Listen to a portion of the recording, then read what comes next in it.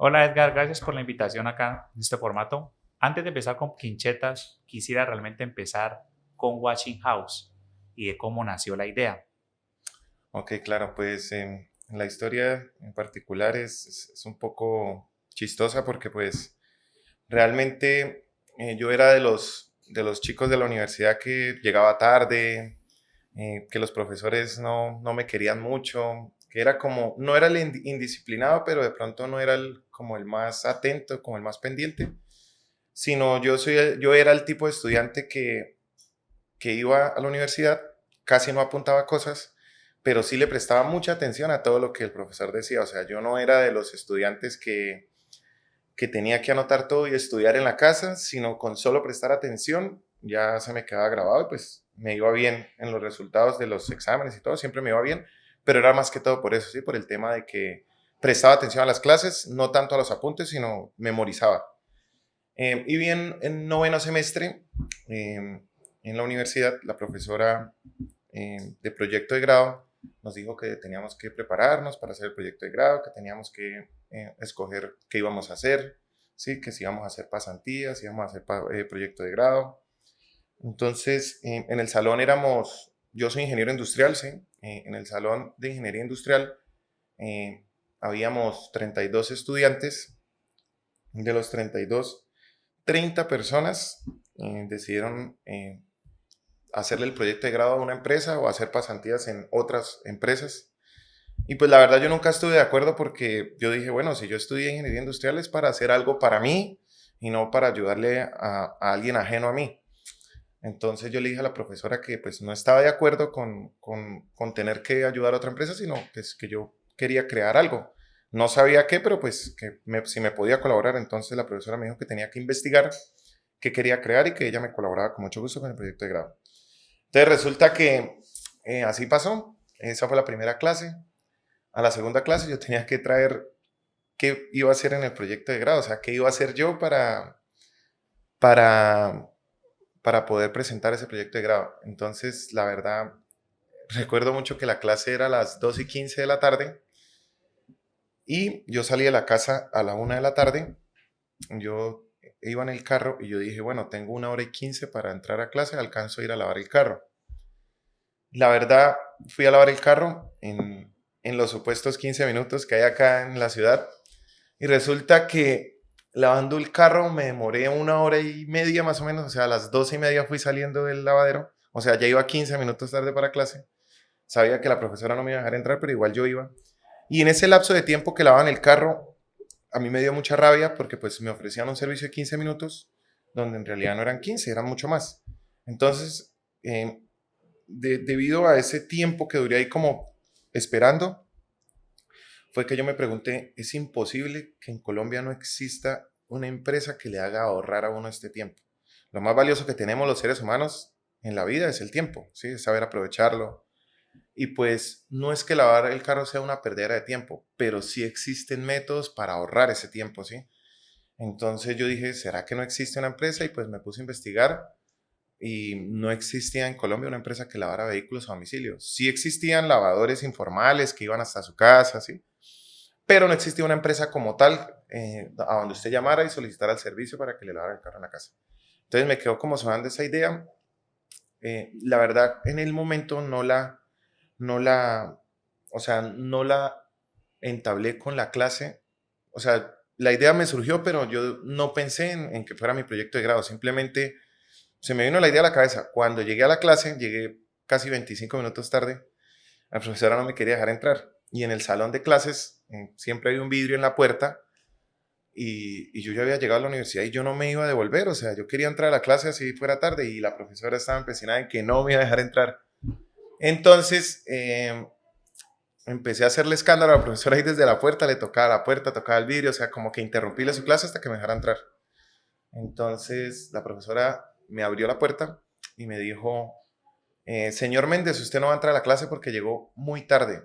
Entonces yo llegué y le dije, ahí fue cuando yo dije, tengo la excusa perfecta para que me dejen entrar a clase y es decirle que me demoré porque ya tengo mi proyecto de grado. Entonces ahí apenas ella me abrió y me dijo que había llegado tarde, yo le dije, profesora, llegué tarde porque estaba haciendo mi proyecto de grado, ya tengo la idea. Entonces todos mis compañeros empezaron a reír no me creían porque pues pensaba que era una excusa más para que me dejaran entrar a clases. Entonces la profesora, como no me creyó, me dijo, ah, sí, ya la tiene. Entonces pase al frente y nos cuenta cuál es su proyecto de grado. Entonces, efectivamente me paré al frente y le dije, profesora, no existe en Colombia una empresa que le dé vehículos a domicilio. Y yo quiero ser la primera. Entonces la profesora se quedó como mirándome y ahí fue que la profesora empezó a creer en mí. Entonces realmente la idea surge es así, surge pues de un momento, de una necesidad obviamente, pero también como de un momento donde reflexioné que realmente el tiempo es muy importante, ¿sí? O sea, saber gastar nuestro tiempo es demasiado importante y hay que saber en qué gastarlo, ¿sí? Yo soy de las personas que trato de hacer 10 cosas a la vez, ¿sí? Porque siento que pierdo tiempo si no lo hago. Entonces, como que yo me caracterizo mucho por eso. Entonces, resulta que así pasó. La profesora me ayudó muchísimo con el proyecto de grado, yo le metí ganas, eso fue en noveno semestre. Cuando terminé noveno semestre, ya en décimo semestre ya tocaba, como quien dice, terminar el proyecto de grado, ya sustentarlo y todo eso. Pero resulta que cuando se acabó noveno semestre, eh, antes de matricularme al décimo semestre, yo con la plata del décimo semestre lo que hice fue empezar a comprar los materiales para poder empezar a ejecutar ese proyecto. O sea, empecé a comprar las hidrolavadoras, las aspiradoras, o sea, los equipos que necesitaba para poder empezar a lavar carros a domicilio sin tener ni un cliente. Decidí tomar ese riesgo. Yo dije, bueno, el décimo semestre no lo voy a hacer todavía, voy a suspenderlo por 6 meses mientras empiezo mi proyecto porque de verdad que tenía muchas ganas de poder hacerlo de una vez. O sea, estaba como con ese impulso y esa motivación y esa mentalidad positiva de que lo iba a lograr. Entonces resulta que fue así, compré mis cositas, contraté un muchacho y empezamos a lavar carros. ¿Cómo empezamos a lavar carros? Agarré a todos los amigos de la universidad y les dije que les regalaba el primer lavado para que conocieran el servicio. Y resulta que pues así nos empezamos a dar a conocer poco a poco, pues con los amigos que yo tenía en la universidad o amigos del colegio con los que estudiaba, los amigos de varios lados de la ciudad. Entonces, al primer mes de estar lavando carros, ya no empecé a lavar tanto, ya empecé como a bajar, o sea, no tenía casi clientes, entonces decidí que tenía que buscar la manera de atraer más gente, ¿sí? ¿Cómo yo logré atraer mucho más gente? Empecé a mirar, en ese primer mes que yo lavé muchos carros, me empecé a dar cuenta que los clientes me decían, ay, sí, muy bonito y todo, me deja el carro muy limpio, pero la casa me la deja vuelta a nada porque todo el mugre queda alrededor. Ahí era donde yo le quería preguntar, porque yo me acuerdo que en esa época estaba que era como, entre comillas, como una piscina que se colocaba abajo, que Exacto, sí. los carros se tenían que correr. Resulta que en ese mes logré identificar que a la gente le gustaba cómo quedó el carro, pero no le gustaba cómo le quedaba de sucia la casa porque todo el mugre se la dejaba. O sea, no el mugre de las bolsas, sino el barro que botaba el carro, ¿sí? El piso húmedo, todo eso. Entonces ahí fue cuando yo dije, bueno, vamos a crear algo donde yo monte el carro, se lave el carro y pues no queden residuos en el lugar, ¿sí? Sino quede limpio el carro y también quede limpio el lugar donde se va a realizar el servicio. Y ahí fue que se ideó la piscina, ¿sí? Era una piscina donde tú metías el carro, alrededor de la piscina se inflaban como los bordes, tú lavabas el carro y pues todos los residuos quedaban ahí dentro, sacabas el carro y todo lo que quedaba dentro, como siempre utilicé productos biodegradables, tú esa agua y todos esos productos los podías reciclar, los podías reutilizar, ¿sí? El agua. Entonces, apenas yo hice el primer prototipo de la piscina, para la gente fue ver el carro metido en una piscina, fue genial. Entonces la gente empezó a llamarme muchísimo porque querían lavar el carro con nosotros por el simple hecho de tomarle una foto al carro dentro de una piscina. Entonces eso se volvió como una forma de atraer a mucha gente y efectivamente así fue. Yo de tener un operario pasé a tener 6 operarios a los 5 meses. Se empezó a vender muchísimo el servicio.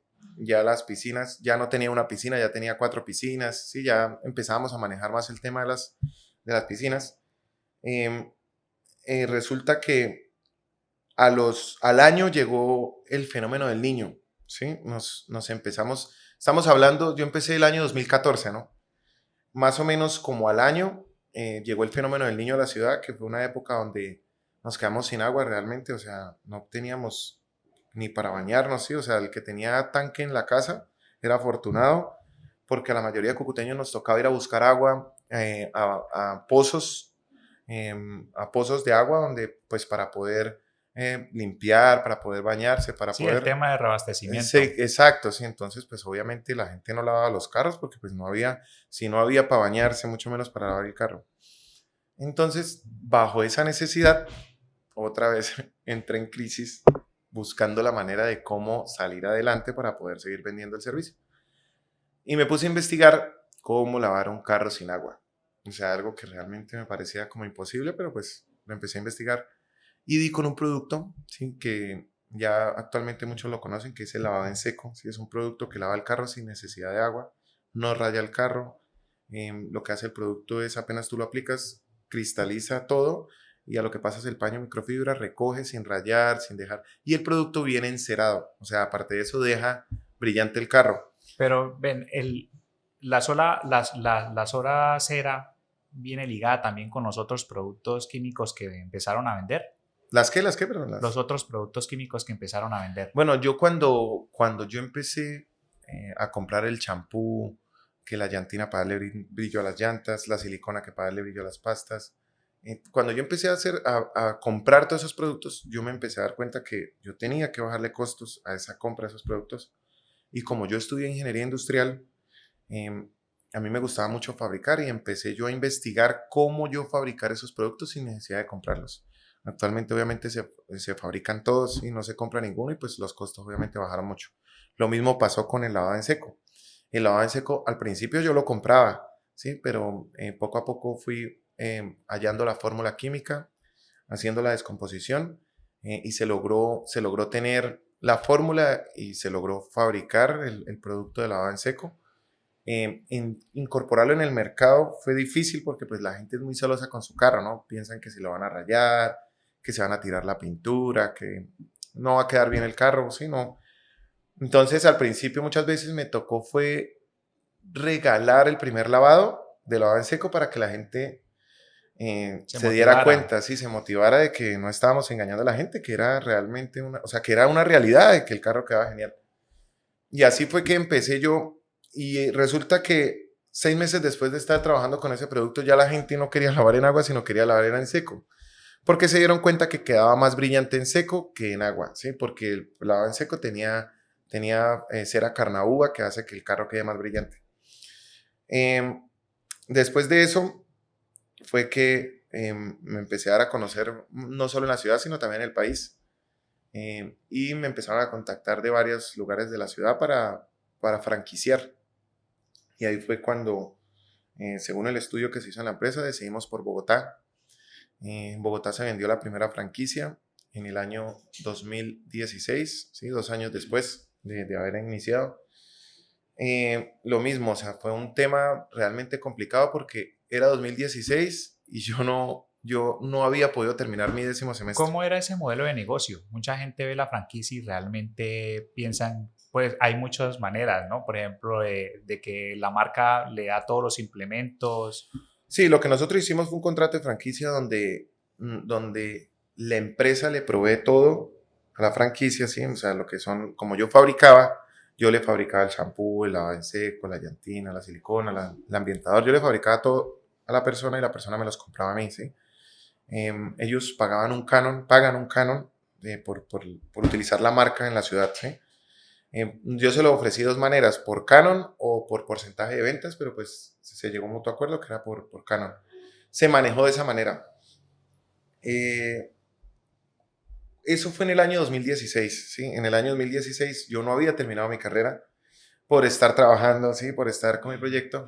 Entonces ya monetariamente tenía los recursos para pagar mi último semestre y yo dije, bueno, pues ya es hora de pagar mi último semestre, voy a hacerlo y me voy a graduar y pues ya tengo el proyecto de grado prácticamente casi que súper elaborado. Ahí fue cuando decidí graduarme.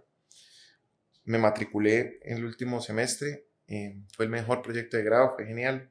La profesora, la universidad, las felicitaciones, o sea, considero que fue un logro muy importante gracias a esas ganas de salir adelante, ¿sí? A analizar bien las necesidades que surgían con respecto al tiempo que se perdía lavando los carros. En el tema de los químicos, ¿sí lo alcanzaron a vender acá en Cúcuta, aparte a otras Sí, empresas? claro. Acá, como se empezó a fabricar, mucha gente empezó a preguntar que cómo era, cómo se llamaban los productos, que cómo se utilizaban. Tal. Y claro, se empezó a vender a varios lavaderos. ¿Y cómo es ese proceso para hacer los productos? Bueno, realmente los productos se empezaron a fabricar artesanalmente, o sea, como un balde y un mezclador, ¿sí? Probando, Sí, probando. probando y, o sea, ya después ya estaban las máquinas, ya estaban las mezcladoras, estaba todo. Se hacían de a 50 litros por cada ciclo y se alcanzó, sí, claro, se alcanza a vender a varios lavaderos acá en la ciudad. En Bogotá también, aparte de la franquicia, se alcanzó a vender a dos lugares más. Ahora pasemos a pinchetas. Hoy en día son 3 puntos de venta. Sí, entonces, pues resulta que con pinchetas la historia también es un poco chistosa porque pues no es un negocio o sea, no fue un negocio que al principio se le tuvo muchas ganas, la verdad, fue un negocio más como por hobby, ¿sí? Em, Cuando yo trabajaba con mi empresa, en ese entonces yo tenía con la empresa 4 años y yo después de las 7 de la noche quedaba desocupado, entonces yo me reunía con varios amigos a compartir en las noches, como vulgarmente se dice a mamar gallo. Entonces, en esas reuniones, un día dijimos, bueno, deberíamos como vender chuzos, que es lo que más se vende. Así decíamos, y pues nosotros nos reíamos al principio porque pues a mí personalmente me gusta hacer muchos asados, ¿sí? A mí me gusta hacer muchos asados, me gusta la parrilla. Entonces, comúnmente lo hacíamos, 2, 3 veces a la semana hacíamos asados, ¿sí? Entonces, como era lo que más hacíamos, entonces dijimos un día, bueno, deberíamos como vender pinchos. Y yo le dije, bueno, pues sí, igual a mí no me afecta con mi horario de trabajo porque la comida se vende de noche, sería un restaurante de noche, ¿sí? No de día porque de día estoy obviamente ocupado. Entonces sí, pues hagámoslo. Entonces nos reunimos, nos pusimos de acuerdo entre 3 personas, ¿sí? Que fue Emanuel de la pizzería, ¿sí? Emanuel Rangel, y con Camila, que era una amiga que entre los tres fue que nos pusimos de acuerdo, ¿sí? Entonces decidimos empezar a comprar que una cocinita, que unas mesitas, ¿sí? Empezamos como quien dice Pero a ese comprar. punto principal es el de Quinta Bosch, El primero fue en Quinta que fue Bosch, precisamente sí. diagonal donde nació la idea, allá donde Manuel en Chimpas. Así es, sí. Eso fue, el primer Pinchetas fue en Avenida Faroles, ¿sí? Hace 5 años. Fue en Avenida Faroles, ahí diagonal a la pizzería Chimpas. En la pizzería Chimpas era donde nos reuníamos a hacer esos asados y a hablar y a recochar. Y ahí fue cuando dijimos, bueno, ahí diagonal hay un local solo, deberíamos como agarrar eso. En ese entonces el local estaba como en 500.000 pesos, o sea, no era mucho. Y decidimos agarrarlo. Y ahí fue que empezamos con las mesas y las cocinas que teníamos, empezamos como quien dice a, a asar, o sea, a asar la carne, a asar las cositas, a hacer pruebas.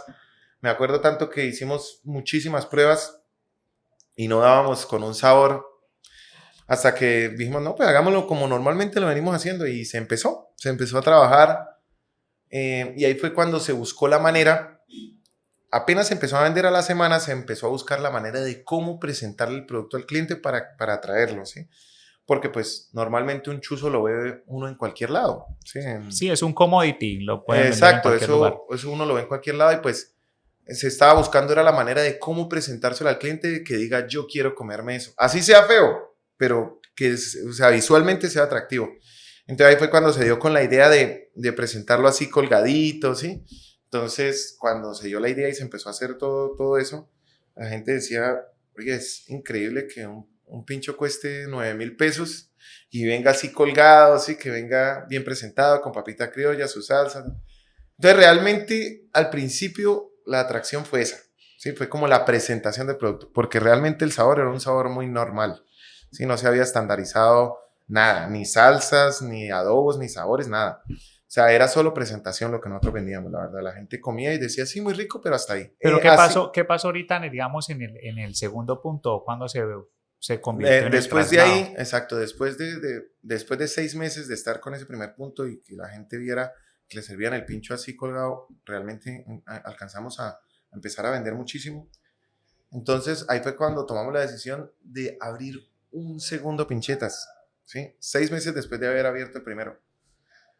Y el que abrimos fue en Avenida Libertadores, sí, ahí diagonal al CAI de Niza, ahí fue donde abrimos el segundo pinchetas. Eh, lo mismo, reunimos entre los tres, compramos las cositas y empezamos a vender lo mismo, tal cual lo que se vendía en Faroles se vendía en Libertadores. Y así fue. Eh, Apenas abrimos el segundo punto, nos dimos cuenta de que ya Pinchetas no vendía tanto. O sea, empezamos a bajar ventas y no sabíamos por qué. Resulta que empezamos a investigar y nos dimos cuenta de que lo que estaba empezando a mover las ventas eran las redes sociales. ¿Sí? En este caso hablo de Instagram. Empezamos a pautar en Instagram muchísimo y desde el primer día, a mí nunca se me olvida, desde el primer día que pagué 30.000 pesos por un día de publicidad, el negocio al otro día se llenó muchísimo. Y yo no lo podía creer, yo decía, pues, ¿será por los 30.000 que pauté o casualmente vino mucha gente? Porque pues a uno le causaba esa intriga, ¿no? Yo no sabía. Pero así fue, entonces al otro día le volví a meter otros 30.000 y llenísimo y así sucesivamente se empezaron a llenar los negocios con el simple hecho de yo publicarlos en Instagram. Entonces ahí nos dimos cuenta de eso. Eh, a los 3 meses de estar ya con los 2 puntos, vendiendo mucho por estar publicando, nos dimos cuenta que el de Avenida Libertadores vendía más que el primero que tuvimos, que era el de Faroles. De pronto por su ubicación, sí, estaba mejor ubicado, sí, en la Avenida Libertadores, que es una de las más importantes de acá de la ciudad. Tenía parqueaderos, sí, o sea, pues era como de pronto más tenía cerca una zona, estaba ubicado en una zona donde de pronto había más población y pues podíamos tener más Y consumidores. en esa parte de redes, ¿usted la hacía global para los dos puntos o de Sí, pronto también redes le hacía apuntada más a bueno, las personas que estaban ahí cerca y por eso llegaban también? realmente hoy día me doy cuenta de que sí, de que al principio yo pensaba que la gente le gustaba más Libertadores por su ubicación, pero resulta que no, yo tiempo después me di cuenta que era porque como era el punto nuevo, toda la publicidad inicialmente se enfocaba era a ese punto, ¿sí? Al punto de Libertadores. Como era el nuevo y casi nadie lo conocía, toda la publicidad era enfocada a ese. Entonces, claro, la gente iba a ese porque a ese era el punto que se enfocaba. Resulta que empezamos sí, a vender y a los 3 meses Emanuel nos dice a nosotros que no quiere seguir más con nosotros porque él ya se iba a casar y quería hacer su familia y no quería tener problemas con la esposa, de pronto por la sociedad, ¿sí? Entonces él Bueno, dijo, no, igual yo les vendo a ustedes. él también tiene en Chimpas ahorita Él tres puestos, o tenía sea, no era que tuviera el tiempo full para dedicarle a un solo también, proyecto. más que todo también por eso, porque tenía su tiempo muy ocupado y también porque él quería abrir otra pizzería, ¿sí? Entonces él dijo, no, pues yo les vendo a ellos que se queden con eso y yo monto mi otra pizzería, ¿sí? Entonces, realmente así fue que se hicieron las cosas. Chimpa nos vendió, obviamente, de la mejor manera, o sea, con el mejor acuerdo. No hubo ningún problema. Hasta el momento, Chimpa es como mi hermano, o sea, Emanuel, nada. Entonces, así pasó. Al primer mes de yo estar solo con Camila, fue que ella me empezó a decir que pues ya que Manuel no estaba, era mejor que ella se quedara con un punto y yo con el otro, ¿sí? Empezó como a decirme que lo hiciéramos de esa manera y pues yo la verdad no estaba de acuerdo porque yo solamente pensaba en que Pinchetas de tener dos marcas va a pasar a tener una otra vez porque ella lo que quería era cambiarle el nombre, hacer el restaurante como ella quisiera. Entonces, pues yo la verdad no estaba muy de acuerdo y pues en ese desacuerdo duramos como un mes hasta que pues hubo mucho desacuerdo en muchas cosas y pues yo le dije, bueno, pues sí, lo mejor entonces es que hagamos lo que usted dice, que cada uno se quede con uno. Pero usted decidió quedarse con Entonces, el nombre como sí, pues tal. ella no quería el nombre, ella quería ponerle el nombre que ella quería, sí, porque ella inicialmente quería era el nombre que ella al principio, ella dio la opción del nombre que ella siempre quiso y pues entre los tres no se eligió ese, sino se eligió fue Pinchetas. Entonces ella quería era ponerle el nombre que ella quería, sí, ella quería hacer la marca de ella, así como tal. Entonces a mí me tocaba era quedarme con Pinchetas, obviamente muy complacido porque pues realmente el nombre para mí fue un nombre, o sea, súper bueno porque era un nombre pegajoso, un nombre fácil de decir, ¿sí? Un nombre que es fácil de reconocer y también es un nombre que une el pincho con la brocheta, ¿sí? Entonces, pincheta, ¿sí? Es un nombre que realmente y actualmente muchas personas piensan que el nombre pinchetas existe y pues realmente el nombre pinchetas solo es por nosotros, ¿sí? Es por pinchetas y ya, o sea, no es por nadie más. Entonces, tanto fue con Camila que sí, pues que se llegó al acuerdo y ella pues empezó a hacer su restaurante aparte. Yo me quedé entonces otra vez solo con Faroles. Sí, yo me quedé con el punto de Faroles, que fue el bebé que inició año y medio atrás, ¿sí? En esa época. Y decidí empezar desde ceros. O sea, empecé otra vez como a cuidar los clientes, ¿sí? Resulta que a los 6 meses de yo quedarme solo, me doy cuenta que el restaurante se me empezó a llenar muchísimo, ¿sí? Más de lo normal, o sea, a mí la gente ya no me cabía en el restaurante y era un restaurante muy normal, o sea, las sillas muy normales, las mesas muy normales. Entonces yo veía que venía un sábado y la gente hacía cola para un restaurante muy normal y yo decía, no, acá pasa algo, ¿sí? Entonces ahí fue cuando empecé a estudiar la manera de crear mi segundo punto de venta, que es el que actualmente está en Centro Comercial Bolívar, ¿sí? El Centro Comercial Bolívar fue creado estratégicamente también por la zona, ¿no? Es una zona rumbera, ¿sí? Donde siempre hay mucha gente. Sí, o sea, digamos que el horario ahí cambia bastante. Sí, Ahí claro, el el horario, horario en el Centro Comercial Bolívar los fines de semana hasta las 5 de la mañana, ¿sí? Por el flujo de personas. También se hizo porque se veía la necesidad de un tipo de comida como pinchetas en la zona, ¿sí? En la zona realmente casi no habían restaurantes, casi no hay restaurantes y mucho menos de ese tipo de comida. Entonces se vio la necesidad en ese lugar de ese tipo de producto, de ese tipo de comida, entonces se hizo. Eh, se empezó a, se empezó a vender en el Centro Comercial Bolívar a los 6 meses de yo haberme quedado solo con el de Faroles. Cuando llegamos al Centro Comercial Bolívar, fue súper chistoso también porque a los 2 meses de haber empezado en el Centro Comercial Bolívar, eso fue en octubre del 2018. Sí, octubre del 2018 fue. A los 3 meses, o sea, más o menos diciembre, sí, en diciembre, finalizando diciembre, empecé yo a tener muchos problemas de pronto con vecinos, ¿sí? Que de pronto no estaban de acuerdo con muchas cosas, entonces me empezó como a acomodarme a las normas y a lo que me tocaba pues para poder trabajar. Eso fue en diciembre, llegó pandemia, eso fue en 2019, perdón. antes de empezar a hablar con la pandemia, porque hay un caso curioso, el Tomahawk que ahorita es también, digámoslo, en parte insignia, ¿cómo entró? ¿Ese producto entró antes de pandemia o después? Sí, no, el Tomahawk entró antes de pandemia, ¿Y sí. cómo llegó Pinchetas a ese producto para comercializarlo y Pinchetas, probarlo? Pinchetas solo vendía pinchos. Sí, ya está, no vendía nada más.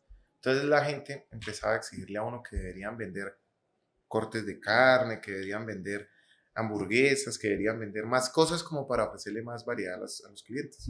Entonces resulta que empecé a las 5 de la tarde, me senté, eran las 7 de la noche y no había vendido nada, eran las 8 de la noche y no había vendido nada, eran las 10 de la noche y no había vendido el primer domicilio. No, y ¿sabe qué me parece? Que yo me acuerdo cuando empezó Pincheta en Quinta Bosch, prácticamente usted hacía todo. O sea, era todo el tiempo en la caja. Yo hice Sí, de sí. mesero como 3 veces cuando iba a salir.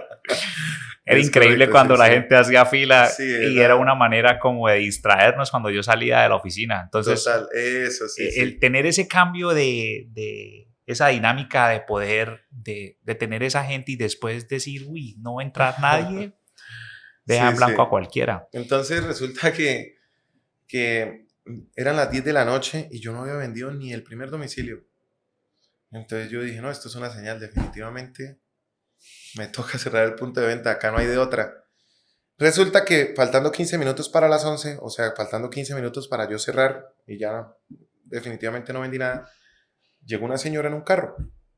Eso les estoy hablando, eso fue a finales de abril. Sí, ya teníamos más de un mes de habernos encerrado.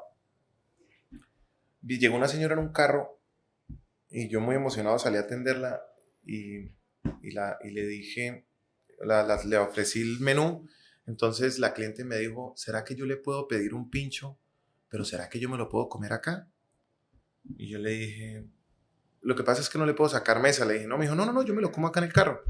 Y yo le dije, bueno, sí, señor, no hay problema. Entonces se le hizo el pincho, se le sirvió en el carro, se lo comió.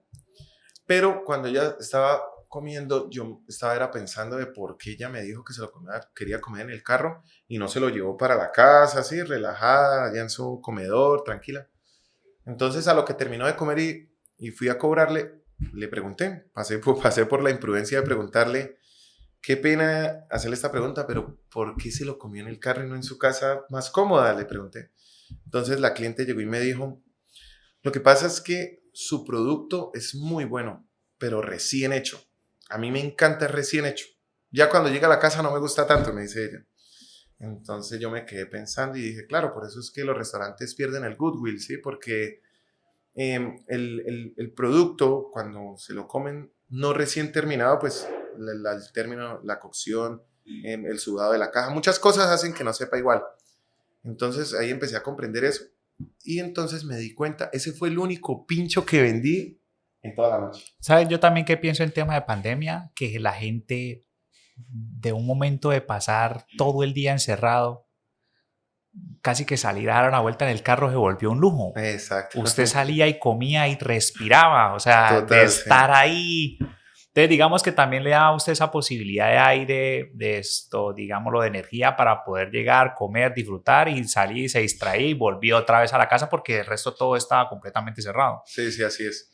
Entonces, la historia con la señora fue chistosa por eso, porque pues ese día cuando pasó eso, yo dije, bueno, toca, ya el punto no lo cierro. Vendí un pincho, pero gracias a lo que me pasó hoy, se me ocurrió la idea de buscar la manera de cómo servirle a la gente en el carro. Entonces ahí fue cuando me fui para donde mi ornamentador de confianza y le comenté el caso y empezamos a crear como una bandeja donde la gente pudiera comer en el carro. O sea, una bandeja que se instalara y se desinstalara apenas terminara de comer. En total fueron 3 prototipos. El primer prototipo de la bandeja era como una tabla donde las dos partes se salían fuera del vidrio. Entonces la bandeja quedaba muy alta. O sea, la gente para comer era muy incómodo. Entonces el primer prototipo no pudo ser un éxito. El segundo prototipo ya era un prototipo que quedaba más abajito, pero igual el cliente no podía subir sus vidrios. Pero esos prototipos fueron saliendo al mercado y a medida que no salían, lo cambiaban o No, fue antes de empezar a antes de sacarlas en empezar, escala. sí. Yo realmente el primer prototipo lo hice y lo probé fue en mi carro. O sea, yo Sí. no se lo demostré a ningún cliente ni nada, no. Eso, o sea, fue algo muy privado, muy personal. El segundo fue igual. Lo probamos en el carro, encajaba bien, pero no podíamos subir los vídeos y la gente en ese entonces quería más privacidad, que nadie lo tocara, por el tema del COVID. Entonces, resulta que el tercer prototipo ya era una bandeja donde estaba perfectamente diseñada para que quedara a la altura de cualquier persona, quedara encajable a cualquier vehículo y que los vidrios se pudieran subir sin ningún problema, sin hacer que la bandeja se moviera ni nada. Entonces resulta que apenas yo tengo ese tercer prototipo, que fue el último, decidí hacer 4 bandejitas antes de mostrárselas a los clientes. Resulta que cuando ya tenía las 4, empezamos a utilizarlas. Nunca se me olvida que desde el primer día que yo utilicé las bandejas, la gente quedaba sorprendida del servicio tan espectacular que estaban viviendo. O sea, sentían que estaban viviendo una experiencia única, una experiencia que realmente en ningún otro lado la habían visto. Sí, era diferente. Le estaban ofreciendo algo diferente en medio de una pandemia donde tú no podías salir, no podías compartir, no podías hacer nada. En medio donde ir a comer ya no era una opción porque pues en ningún restaurante te dejaban ir a comer. Entonces, esas 4 bandejas realmente me duraron una semana. O sea, me duraron una semana, quiero decir que no me dieron abasto. A la semana no me dieron abasto para tantos clientes. A la semana de yo haber tenido 4, me tocó mandar a hacer otras 4.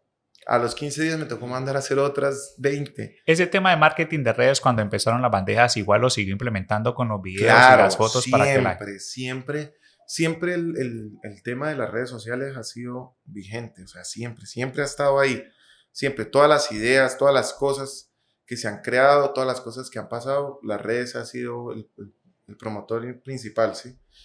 Em, Cuando yo hice el primer video de las bandejas, o sea, cuando yo hice la publicidad del video, donde se ve a la gente comiendo en las bandejas, donde se ven a las personas alegres porque por fin pudieron salir a comer, así sea en el carro. Cuando yo publiqué eso, realmente yo sabía que se me venía Cúcuta encima.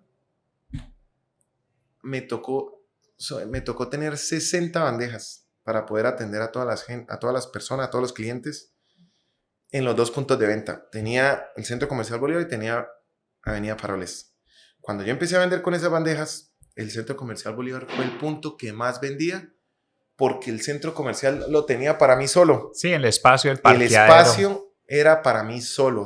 ¿Cómo era eso de atender cada mesa y saber cada comanda por carro? Pues bueno, resulta que eso fue también complicado porque, pues, como bien sabemos, era algo nuevo, ¿no? A mí me tocó inventarme unos banderines, ¿sí? Para ponerle a los carros. Cada vez que un carro llegaba y quería comer, se le instalaba su bandeja y se le ponía un banderín con un número. Y ese número, pues, era el que nosotros teníamos visto para llevarle el pedido, ¿sí? En el Centro Comercial Bolívar, como había tanto espacio, fue genial.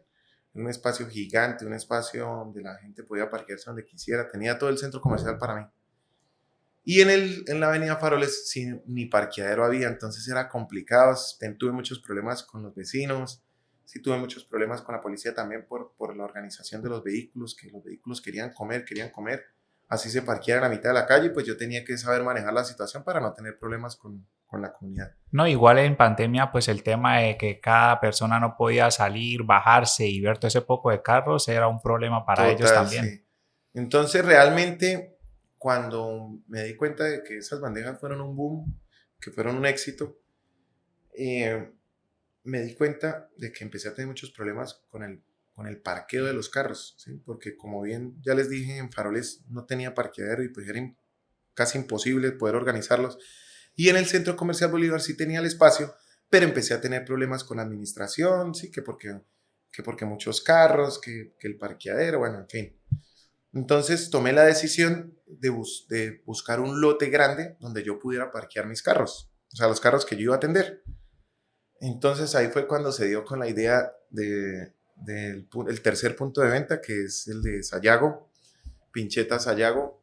Inicialmente era un espacio que se arrendó para parquear carros y servirles el pincho. Inicialmente fue así. Cuando se tomó en arriendo el inmueble y se empezó a hacer como los arreglos para poder vender, empezaron a haber rumores de que ya iban a dejar a comer a las personas en los restaurantes, o sea que a los restaurantes ya los iban a dejar poner mesas, sillas, ¿sí? Sí, con Entonces, ciertas medidas de sí, que tenían que tener espacio, capacidad. Sí, O sea, hasta estaba como en beta ese tiempo de que las personas pudieran salir. Entonces cuando yo empecé a escuchar eso, yo dije, oiga, pero van a abrir restaurantes y ahora la gente de pronto ya no va a querer venir a comer en el carro y yo voy a quedar con este punto de venta. Yo quiero hablar algo ahí antes, Edgar, y es el tema de Acodres. Okay. Porque cuando empezó el tema de las mesas, yo recuerdo que Pinchetas igual no solamente hizo las mesas para su misma marca, sino también le distribuyó a varios restaurantes porque todos los restaurantes empezaron a mirar que también era un canal para vender. Yo cuando empecé con las bandejas, yo quise hacer el acercamiento a Codres, que es el gremio de restaurante acá en la ciudad. Quise hacer el acercamiento no solo por venderle a los restaurantes, sino por ser parte del gremio, ¿sí? Ser parte del gremio realmente para mí es un honor, ¿sí? Y que no es nada fácil acá en Cúcuta. No es tampoco nada fácil, ¿sí? O sea, pertenecer al gremio de Acodres no es fácil. No está cualquier restaurante, entonces realmente hice el acercamiento hasta que me tomaron en cuenta, hice parte del gremio y tan pronto hice parte del gremio empecé a ofrecer la única solución que había para los restaurantes para poder vender, ¿sí? Que eran las bandejas. Varios restaurantes me compraron las bandejas en la ciudad Yo también vendí en Medellín, también vendí en Bogotá. Bandejas, estamos hablando de las bandejas, ¿sí? Realmente las bandejas fue un boom muy bueno, o sea, dio en la necesidad, en el momento exacto, ¿sí? Y realmente yo puedo decir que en Cúcuta fui el único restaurante que podía vender recién preparado el producto por medio de las Ahorita bandejas. empezando en el tercer punto, bueno, ya se ve que está el tema de la empresa de parking y está Emanuel con chimpas ahí Sí, en el entonces lote. resulta que llegó el tema del lote, pero empecé a darme cuenta yo que el lote de ese de Sayago era muy bonito, muy bien ubicado. Resulta que me empecé a dar cuenta que el lote era bonito, muy bien ubicado, todo, eh, pero me empecé a dar cuenta que era un sector que de día había mucho flujo de carros por el tema de que había muchos centros médicos, muchas oficinas. O sea, en la mañana había demasiado carro parqueado alrededor. Entonces, tomé la decisión de buscar la manera de que la gente no se me parqueara en el lote sin buscar pues algún beneficio. De ahí fue cuando nos pusimos de acuerdo con la empresa Parking y con Emanuel, sí que es de la pizzería. Yo le dije a Emanuel, agarremos ese lote y abrimos el restaurante ahí para que los carros se puedan parquear y nosotros los podamos atender. Y con Parking para que pues manejara el tema de parqueo de carros, ¿sí? Nosotros queríamos desentendernos total del tema de parqueo de carros. ¿Cómo llegó a ser así, digamos, al aire libre la idea de entrada para el restaurante? ¿También fue por el tema del COVID o del tema de que la gente estuviera con miedo a estar encerrada o fue la idea principal del punto de venta? Bueno, pues realmente ese punto de venta es creado, es precisamente por debido a que la gente, yo no tenía parqueo para atender a las personas que comían en el carro con la bandeja. Da la casualidad que 15 días antes de yo inaugurar ese punto, el señor presidente dice que ya los restaurantes pueden atender a la mesa. Entonces, siendo así las cosas, pues la infraestructura que nosotros teníamos al principio pensada tocó cambiarla para poder ofrecerle a la persona no solo un lugar donde parquear, sino también un lugar donde pueda vivir una experiencia diferente, una experiencia única. Entonces, ahí fue cuando con Emanuel, hablé con Emanuel. Emanuel tiene pues su pizzería. Y le dije, bueno, Emanuel, usted vende un producto diferente al mío. Empecemos pues unámonos y agarramos este lugar para que usted venda su producto y yo el mío. O sea, usted sigue con lo suyo, yo con lo mío, pero vamos a unirnos para poder atraer más gente. Y con Parking, pues para que se encargara del parqueo de los vehículos. Y ahí fue cuando llegamos los tres a un acuerdo y empezamos a trabajar. Se empezó a crear un lugar diferente, que es el que actualmente conocen, el punto de venta de Sayago, donde le ofrecen a las personas un ambiente diferente, ¿sí? Un ambiente tranquilo, un ambiente con luces bonitas, con música, bonita música. Tratamos de día a día mejorar el servicio al cliente, ¿sí? Porque el servicio al cliente es algo muy importante en el restaurante y un lugar donde te sirvan el producto rápido, en óptimas condiciones. Realmente ese punto fue creado gracias a las bandejas. Yo recuerdo que cuando me mostraba usted el proyecto con la estructura, ladrillos, y yo decía, pero es que es un lote en arriendo y meter toda esa plata ahí, nos vamos a volver locos. Y Realmente sí, nació la idea de los de los contenedores contenedores. y la gente cuando entraba decía, pero cuando vinimos los dos contenedores con el puente arriba para que la gente se sentara, que al principio era una idea loca, la gente decía, ¿cómo quedó esto de diferente? Sí, Como si sí, fuera tropical y la gente total, sí. llegaba, iba. Sí, realmente, pues al principio teníamos, como usted dice, pensado con ladrillos, pero sí, pues viendo la cuestión de que pues enterrar tanta plata, porque con ladrillos y todo eso, con un lote en arriendo, se da la posibilidad de poder hacerlo con los contenedores, ¿sí? Un contenedor, haces tu cocina adentro, haces todo lo que tengas que hacer adentro y el día que te tengas que ir, alzas tu contenedor y lo colocas en otro lugar y ya sigue en marcha todo, ¿sí? Entonces, realmente fue la mejor idea, sí, hacerlo en contenedores. Ha sido espectacular y no solo por eso, sino porque también a la gente le mostraba algo diferente, ¿sí? Ya le mostrabas a la gente un restaurante dentro de un contenedor, o sea, es raro, ¿sí? En la ciudad pues era raro, con una terraza diferente, ¿sí? Con palmas, ¿sí? Con el piso de piedrita. O sea, realmente el tema de las luces también es muy atractivo. Realmente el lugar hace que las personas se sientan como en otro lugar, como en otra ciudad, ¿sí? Como si estuvieran viviendo una experiencia diferente.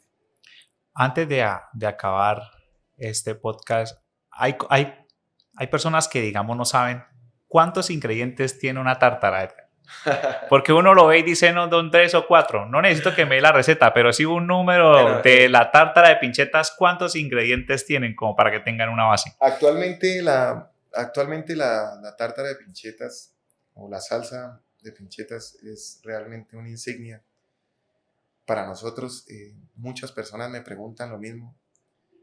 Realmente nuestra salsa no es fabricada en el restaurante, ¿sí? Nuestra salsa es fabricada por manos familiares, ¿sí? Manos artesanales únicas. No se hace en el restaurante, al restaurante llega ya el producto terminado, al igual que el sazón de la carne, al igual que varias cosas que tenemos estandarizadas para poder ofrecerles. Pero la tártara que nosotros manejamos tiene 56 ingredientes y es algo que... A mí me da mucha risa cuando escucho ese número porque uno le dice, Sí, ¿dónde le cabe tanto a esa tantas, tártara? sí. Y realmente cuando eso se estandarizó y se hizo, tampoco lo podía creer que tuviera tantas. Realmente es una salsa muy costosa, por eso es muy rica y por eso es muy atractiva para todos los clientes. El tema de logística, Edgar, para manejar los pedidos en los 3 puntos de venta. ¿Cómo lo estandariza usted? Porque hay muchas personas que quieren empezar y no hayan cómo y no hayan qué hacer con los pedidos o el mismo mercado le va dando la oportunidad para poderse... Sí, realmente pues yo empecé vendiendo a 3, 4 clientes, a 5, a 6 y uno poco va creciendo, poco a poco va creciendo y poco a poco el mismo restaurante eh, le va, le va exigiendo a usted cómo crear ideas para poder abastecer más clientes, ¿sí? Porque Para poder... no es tanto abastecerlos, sino darles el estándar de calidad a cada producto cuando se entrega para poder consumirlo. Total. Pues realmente todo se hace, al principio pues se vendía, como te digo, a 3, 4 clientes, no le dábamos como el interés acertado, sí, pero al darnos cuenta que ya venía mucha gente, sí, que ya o sea, una forma de atraer a tanta gente, pues se tomó la decisión se tomó la decisión de empezar a estandarizar todo. Y ahí fue cuando se empezó a crear una receta, se empezó a crear que el método de elaboración, ¿sí? Se empezó a crear como unas pautas para poder manejar un ritmo de trabajo y poder ofrecerle al cliente la calidad que espera. Bueno, Edgar, gracias por compartir este tiempo. Ok.